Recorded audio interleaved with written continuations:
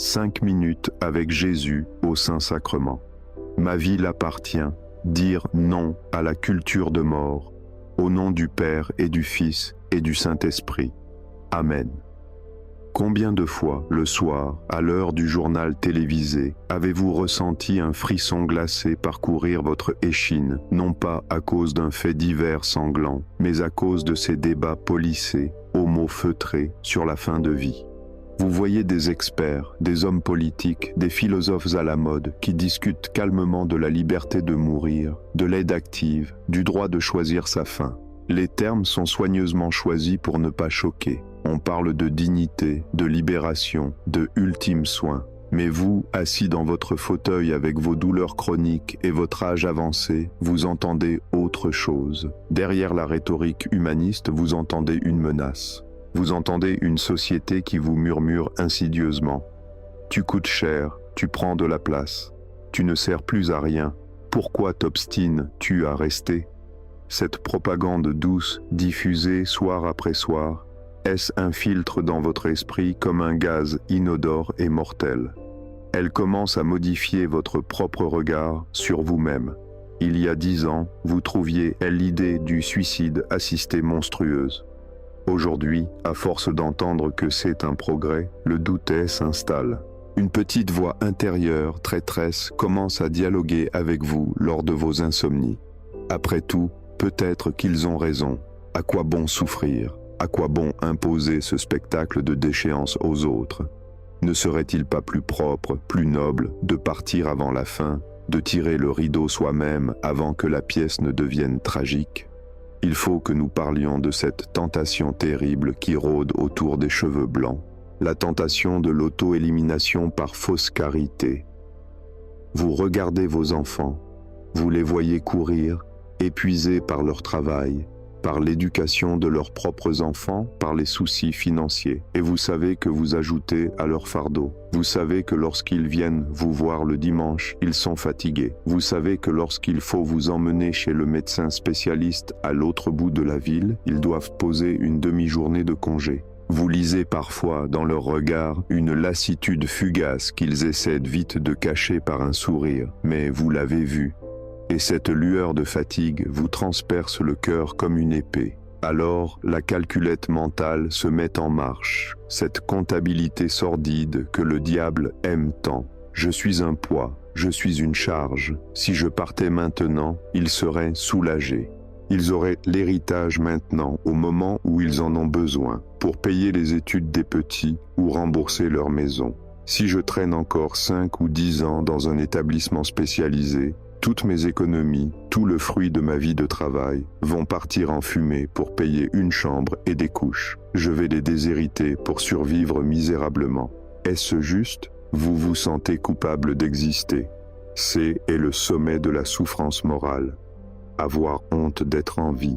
La société de la performance, du jeune et dynamique, vous renvoie constamment l'image de votre inutilité productive. Vous ne produisez plus de PIB, vous consommez des soins, des médicaments, des allocations. Vous vous sentez comme un parasite sur le corps social. Cette pensée vous humilie. Vous qui avez toujours eu à cœur de ne dépendre de personne, de ne rien devoir, vous voilà en position de débiteur perpétuel. Et cette dette, vous avez peur de ne jamais pouvoir la rembourser autrement qu'en vous effaçant. Il y a aussi la peur, une peur panique et viscérale, de l'avenir médical.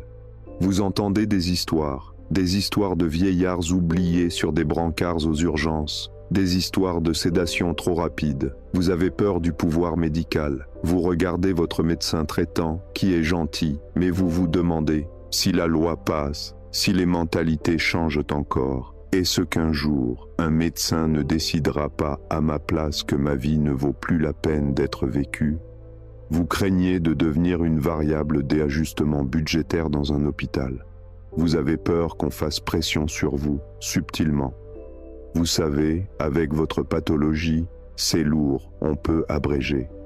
Cette phrase, on peut abréger, vous la redoutez comme la sentence d'un tribunal.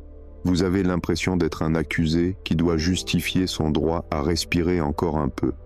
Et puis, il y a la question de la dignité. Ce mot a été volé, tordu, retourné. On vous répète que la dignité, c'est être debout, propre, autonome, lucide. Par conséquent, on vous fait comprendre que si vous devenez dépendant, incontinent, confus, vous perdez votre dignité, vous perdez votre humanité. Cette idée vous terrifie. Vous imaginez votre futur potentiel. Ne plus pouvoir manger seul, ne plus reconnaître vos proches, être changé comme un bébé. Cette image vous répugne, votre orgueil se cabre. Plutôt mourir que ça, criez-vous intérieurement. Je ne veux pas qu'il garde cette image de moi. Je veux qu'il se souvienne de moi fort, beau, intelligent. La vanité vient au secours de la culture de mort. Elle vous souffle. Sois maître de ton destin. Ne subis pas la déchéance. Pars comme un héros romain. C'est une tentation d'orgueil déguisée en courage. C'est le refus de l'humilité radicale de la fin de vie. C'est le refus de devenir pauvre. Vous vivez avec une épée de Damoclès. Chaque nouvelle douleur, chaque nouveau symptôme vous fait penser. Est-ce le début de la fin? Est-ce le moment où je vais devenir ce légume que je redoute tant? Cette anxiété vous vole la joie de l'instant présent. Vous n'arrivez plus à goûter le rayon de soleil sur votre main parce que vous êtes obsédé par l'ombre qui vient. Vous n'arrivez plus à rire avec vos petits-enfants parce que vous vous demandez si vous ne serez pas un poids pour eux demain. Vous vous sentez seul face à ce dilemme. Vous n'osez pas en parler à vos enfants, de peur de leur donner des idées ou de voir dans leurs yeux une sorte d'acquiescement qui vous tuerait sur le coup. Si vous leur disiez « j'ai peur d'être un fardeau », et qu'ils ne protestaient pas assez fort, s'ils avaient une seconde d'hésitation, vous seriez anéantis. Alors vous vous taisez. Vous gardez pour vous ce poison de la culpabilité et de la peur. Dans les moments de grande fatigue, quand la douleur physique est trop forte, la nuit, la prière de Job vous traverse l'esprit, mais déformée. Rappelez-vous Job sur son tas de fumier. Il a tout perdu, ses biens, ses enfants, sa santé. Il est couvert d'ulcères. Il gratte ses plaies avec un tesson de bouteille. Il est repoussant, il pue, il est l'image même de la vie indigne selon les critères modernes. Et sa femme, qui représente la voix du monde, la voix de la tentation, vient lui dire « Tu persistes encore dans ton intégrité? Maudis Dieu et meurs. » Job 2, 9. Maudis Dieu et meurs, c'est-à-dire lâche l'affaire, révolte-toi, suicide-toi, finis-en. C'est absurde de continuer à souffrir pour rien. Cette voix de la femme de Job, c'est la voix que vous entendez à la télévision. C'est la voix de l'association qui milite pour l'euthanasie. C'est la voix de votre propre découragement. À quoi bon? Maudis cette vie, rejette ce cadeau empoisonné et éteins la lumière. Vous êtes assis sur votre tas de fumier, vos problèmes, vos douleurs, vos angoisses. Et le combat fait rage en vous. Est-ce que ma vie a encore un sens si je ne peux plus rien faire? Est-ce que Dieu veut vraiment que je prolonge cette agonie? Est-ce que ce ne serait pas un acte de charité envers les autres de m'en aller? C'est le trouble, le brouillard. Le diable se déguise en ange de lumière et de compassion pour vous proposer le poison. Pourtant, une chose résiste en vous, une petite flamme vacillante mais tenace, la peur de Dieu, le respect sacré de la vie qu'il vous a donnée. Vous vous souvenez du commandement « Tu ne tueras point » et cela vous inclut. Tu ne te tueras point, tu ne demanderas pas à un autre de te tuer. Mais cette loi divine semble parfois si dure face à la souffrance concrète. Vous avez l'impression d'être écartelé entre la loi de Dieu et la logique humaine de la compassion facile. Vous avez peur de flancher. Vous avez peur, si la douleur devient trop intolérable, de céder à la tentation de demander la piqûre fatale. Vous avez peur de ne pas être assez saint pour endurer la passion jusqu'au bout.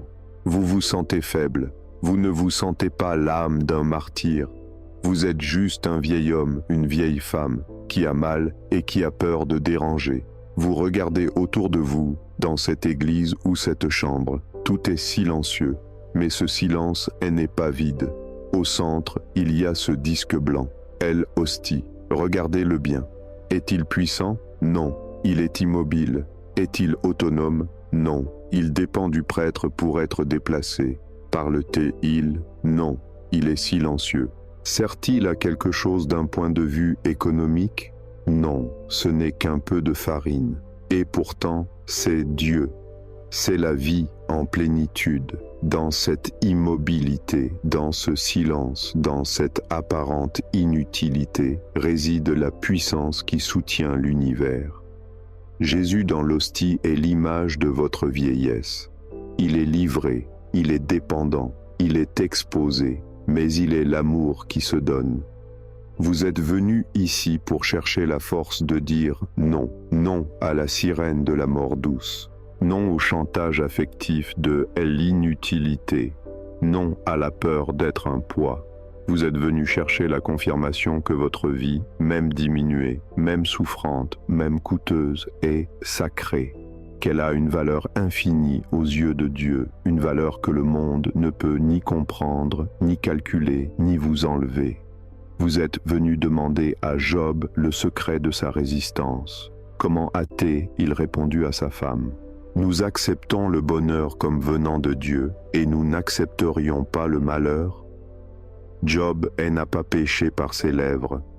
Il a tenu bon. Il a affirmé que Dieu reste maître, même sur le tas de fumier, que la vie appartient à Dieu, du premier cri au dernier soupir, et que nul n'a le droit d'abréger le temps de l'épreuve, ni le temps de la grâce. Vous voulez comprendre pourquoi Jésus n'a pas raccourci sa propre passion. Il aurait pu mourir plus vite. Il aurait pu appeler 12 légions d'anges, mais il a attendu que tout soit accompli. Voulez-vous découvrir le mystère de cette attente? Voulez-vous apprendre que votre fin de vie, ces mois ou ces années que vous voulez supprimer, sont peut-être les plus importants de votre existence? Le temps de l'achèvement, le temps de la dernière retouche du sculpteur sur son œuvre. Il est temps de changer de lunettes, de jeter les lunettes noires du monde qui voient la vieillesse comme un déchet, pour mettre les lunettes de la foi qui voient la vieillesse comme un aboutissement sacré. Préparez-vous à entrer dans la résistance spirituelle. Vous n'êtes pas un objet jetable, vous êtes le temple du Saint-Esprit, et un temple, on ne le détruit pas, on le vénère jusqu'à ce que la dernière pierre tombe par la volonté de l'architecte. Regardons le Golgotha. Jésus est en croix depuis 3 heures ou 6, selon les comptes. C'est interminable. La douleur est à son paroxysme. Asphyxie, tétanos, soif brûlante, mouche, moquerie. Le monde autour de lui crie « Descends de la croix, sauve-toi toi-même », ce qui veut dire « Arrête ce supplice absurde ». Le mauvais larron lui crie « Si tu es le Christ, fais quelque chose ». Jésus a le pouvoir d'arrêter. Il est Dieu, il peut mourir maintenant s'il le décide, mais il attend. Pourquoi? Parce qu'il n'est pas le maître de l'heure, c'est le Père qui décide de l'heure. Jésus dit « Père, entre tes mains je remets mon esprit ». Il ne le jette pas, il le remet. Il le dépose au moment voulu par le Père. Il boit le calice jusqu'à la lie, pas une goutte de moins. Il sait que chaque seconde de plus sur la croix rachète une âme de plus. Si Jésus était mort 1 heure plus tôt, peut-être que le centurion romain n'aurait pas été converti. Voyant comment il avait expiré, peut-être que le bon larron N n'aurait pas eu le temps de parler. La durée de la souffrance a un sens rédempteur caché. Ces heures de trop sont les heures de la fécondité maximale. Si vous abrégez votre vie, vous manquez peut-être le rendez-vous le plus important de votre âme, ou le moment où votre patience convertira une infirmière, ou le moment où votre prière sauvera un petit enfant en danger. Vous coupez le fil avant que la tapisserie ne soit finie. Vous laissez un trou dans l'œuvre de Dieu.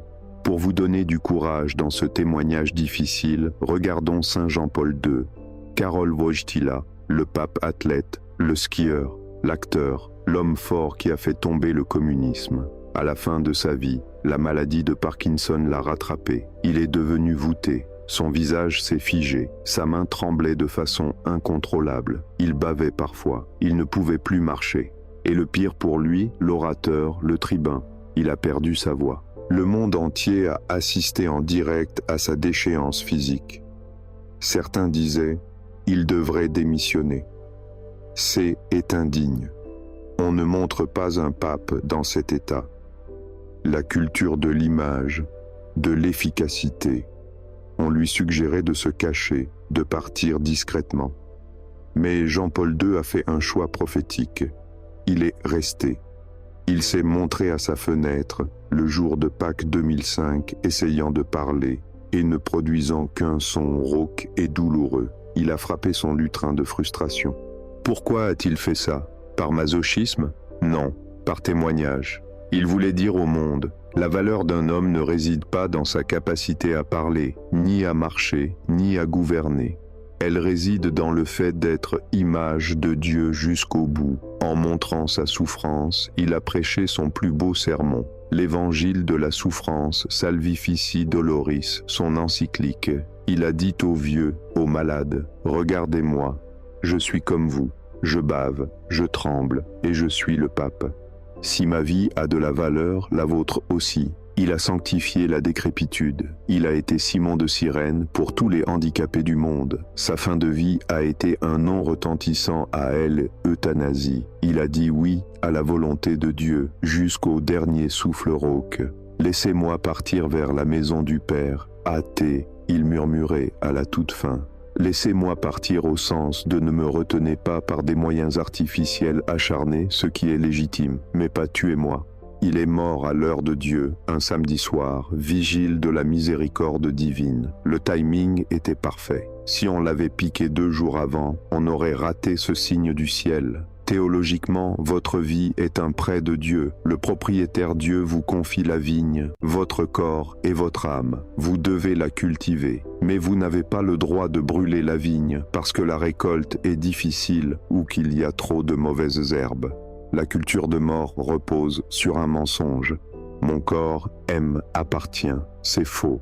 Vous ne vous appartenez pas, dit saint Paul, 1 Corinthiens 6, 19. Vous avez été acheté à un grand prix, le sang du Christ. Si votre corps appartient au Christ, vous n'avez pas le droit de le détruire. Ce serait du vandalisme sur la propriété de Dieu. Ce serait un sacrilège sur le temple du Saint-Esprit. C'est dur à entendre peut-être quand on souffre, mais c'est libérateur. Cela veut dire que la responsabilité de votre fin ne pèse pas sur vos épaules. Vous n'avez pas à décider quand, c'est et reposant. Vous n'êtes pas le maître des horloges. Votre seule responsabilité est d'être fidèle à l'instant présent. Suffit à chaque jour sa peine. Si vous projetez la peine de demain, comment je vais supporter ça dans un mois? Vous craquez. Mais si vous portez la peine dès aujourd'hui, la grâce est là. La grâce est donnée à la journée, comme la manne. Elle pourrit si on veut la stocker. Et votre rôle dans la société est d'être un verrou. Tant que vous résistez, tant que vous dites « je vivrai », tant que Dieu voudra, vous empêchez la porte de l'euthanasie de ouvrir complètement. Votre existence est une pierre d'achoppement pour la logique utilitariste. Vous forcez la société à être humaine. Vous forcez les soignants à être soignants et pas tueurs. Vous forcez vos enfants à exercer la vertu de piété filiale. C'est lourd d'être ce verrou. C'est lourd d'obliger les autres à s'occuper de soi. Mais c'est leur salut. En vous soignant, ils gagnent leur ciel. Si vous vous supprimez, vous leur enlevez cette occasion de mérite. Sainte Thérèse disait à sa sœur qui la soignait, « Ma Céline, tu ne te lasseras pas de me soigner, n'est-ce pas?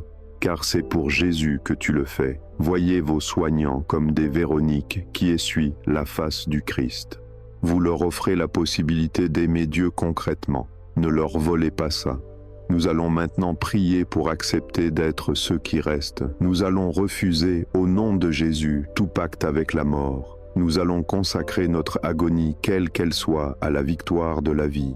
Nous allons prier pour que les médecins soient des serviteurs de la vie et non des techniciens de la mort. Et nous allons prier pour ne pas sombrer dans le désespoir qui est l'antichambre du suicide. Préparez-vous à signer un pacte de vie avec Dieu. Vous n'êtes pas volontaire pour la mort, vous êtes volontaire pour le ciel, à l'heure dite. Nous sommes dans le Saint des Saints de la volonté de Dieu. Vous êtes un combattant de la vie. Cette litanie est une barricade que vous dressez contre la culture de mort. Tenez bon, répétez intérieurement, avec la force d'un Job qui ne renie pas son Dieu. Seigneur Jésus, maître du souffle, je t'adore. Seigneur Jésus, vainqueur de la mort, je t'espère. Seigneur Jésus, amant de la vie, je t'aime. De la tentation du suicide assisté, délivre-moi, Seigneur. De la tentation de demander la mort, délivre-moi, Seigneur. De la tentation de me croire inutile, délivre-moi, Seigneur. De la tentation de me croire un fardeau, délivre-moi, Seigneur. De la tentation de désespérer de ta bonté, délivre-moi, Seigneur. De la peur de la souffrance physique, délivre-moi, Seigneur. De la peur de la dépendance totale, délivre-moi, Seigneur. De la peur de perdre ma tête, délivre-moi, Seigneur. De la peur de déranger les médecins, délivre-moi, Seigneur. De la peur d'appauvrir ma famille, délivre-moi, Seigneur. Du chantage affectif de la société, délivre-moi, Seigneur. Du regard méprisant sur la vieillesse, délivre-moi, Seigneur. Je choisis la vie jusqu'au bout. Je choisis l'heure que tu as choisie. Je choisis le lieu que tu as choisi. Je choisis la manière que tu as choisie. Je prie pour les médecins qui soignent la douleur, bénis-les. Je prie pour les infirmiers de soins palliatifs, fortifie-les.